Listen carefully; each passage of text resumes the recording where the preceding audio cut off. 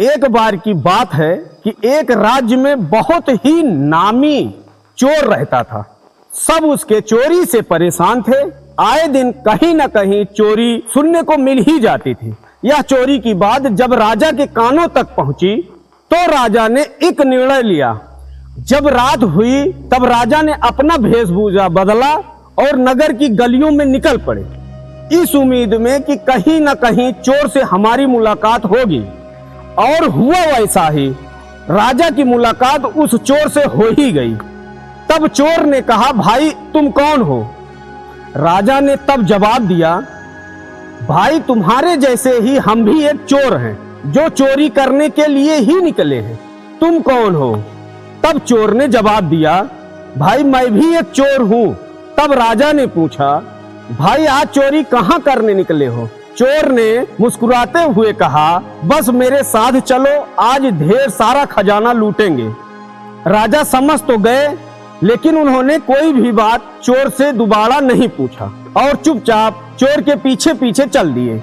चोर राजा के महल के पास पहुंचा और खिड़की के सहारे जहां राजा का खजाना रखा रहता था वहां जा पहुंचा।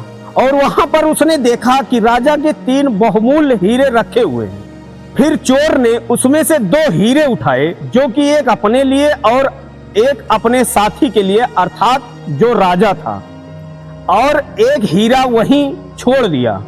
राजा बड़े असमंजस में पड़ गए तो चोर से पूछे, भाई एक हीरा क्यों छोड़ दे रहे हो? तो चोर ने जवाब दिया कि यह राज्य के लिए है, जिससे राज्य की समस्याएं समाप्त होती हैं। हमारा पेट इतने में ही भर जाएगा। राजा बहुत खुश हुआ, अपने हिस्से का एक हीरा ले लिया और अपने दरबार में चले गए। सुबह होते ही राजा ने दरबार में मंत्री को बुलाया और कहा कि उस चोर को बुलाया जाए। चोर उपस्थित हुआ और चोर को उसकी ईमानदारी पर इनाम दिया गया और उसको हमेशा के लिए राज्य में नौकरी दी गई। इस कहानी से हमें यही सीख मिलती है कि जो बुद्धिमान और ईमानदार होता है, लास्ट में उसकी ईमानदारी को देखते हुए उसकी किस्मत जरूर बदलती है और वह ईमानदारी के रास्ते पर ही चल पड़ता है।